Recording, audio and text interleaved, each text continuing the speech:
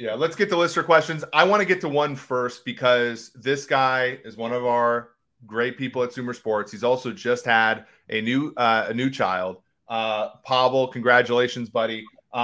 He writes Pavel_Vob if you want to follow a guy who has great insights on Twitter and certainly a pleasure to work with here. Longtime listener, first time caller. What should the Giants do with Daniel Jones this offseason?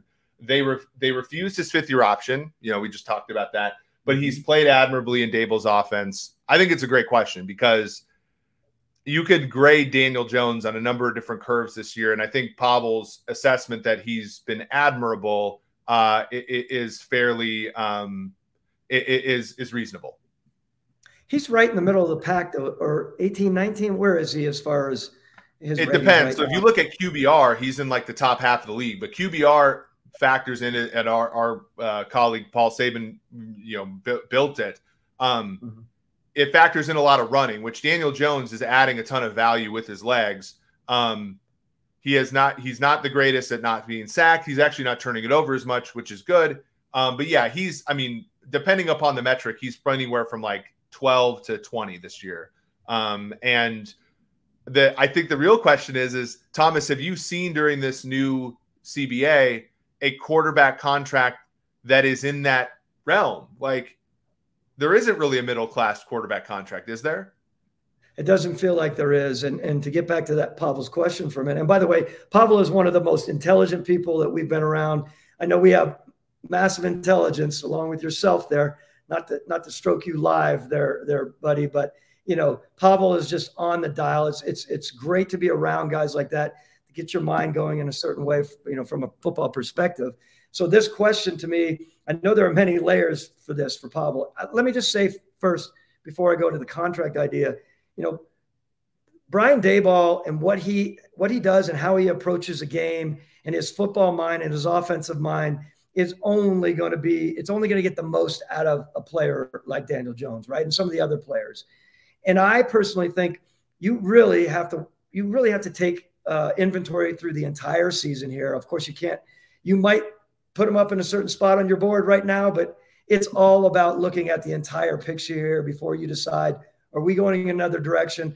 Do we need to invest in another quarterback? Can we hang with him? What's the competition like next year? Do we bring someone else in to go toe-to-toe with Daniel Jones? All these questions will come out along with Brian Daboll and where management is and where they want to be and how they want to approach it. It's a big decision back to quarterbacks.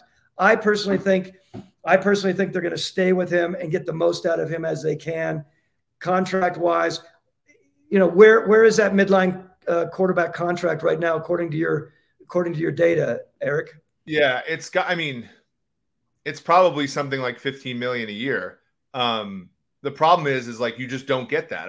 The best example I could always give is in 2020, Joe Burrow was the top pick in the draft, and his APY was $10 million. The next highest paid quarterback that was starting in the league was Teddy Bridgewater at 20. So there was a $10 million gap between the rookie contract quarterbacks and the lowest veteran contract. And so, like, for me, I think it's probably somewhere in that 15 to 20 range. I guess the question is do you play you play with risk on both sides of that negotiation, right? The first risk is that he doesn't play well, and you have a roster, Evan Neal, Andrew Thomas, Saquon Barkley, who also has to get a contract. Some of these other guys that are playing really, Leonard Williams, Azeez Ojulari, Kayvon Thibodeau. Like, you have good players on the team. And much like with Bortles was kind of the middle class contract when he did it. Much like with the Jags, if he bottoms out, then that whole roster, you think about how good that Jags defense was, goes down with it. So that's one risk. The other risk is what I call the Kirk Cousins risk, which is if he continues to play that well, right, then he eventually prices himself out of your market, much like Kirk Cousins did with Washington when they give him the franchise tag, and then he kept playing to that standard, but not to a standard that they wanted to give him the max deal, but just good enough where somebody was going to. And then you invest another year in the quarterback and he's gone for a different reason. Like, that's where I get worried, and maybe why there's no such thing as a middle-class quarterback contract. The teams are either going to be like, look, we're going to cut bait, or we're going to say we're going to give you the max deal and work and live with that. And I think that Jones could be an exception, but it's really hard to see what that looks like. So Joe Schoen, the new general manager, and again Brian Daboll, new to the party. Again, both good football people. They're going to be working together. Joe Schoen is given, has been given final football say. That for the listeners is really interesting as well. If he and Brian are on the same wavelength, great. And I assume that they would be stepping in year one because there is no pressure whatsoever on them.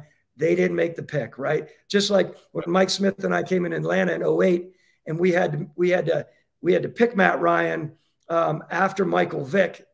That pressure of Michael Vick was not on us at all. I know it's not similar, of course, but it's a big decision, right? How do you replace? So what I'd say, just very quickly back to Joe Schoen and Brian Daboll, team building together, not a lot of pressure. Let's see how it plays out. Let's come back together. Let's knock on our owners and the big man's door and John Mara and say, John, are you all right with us moving on here or not?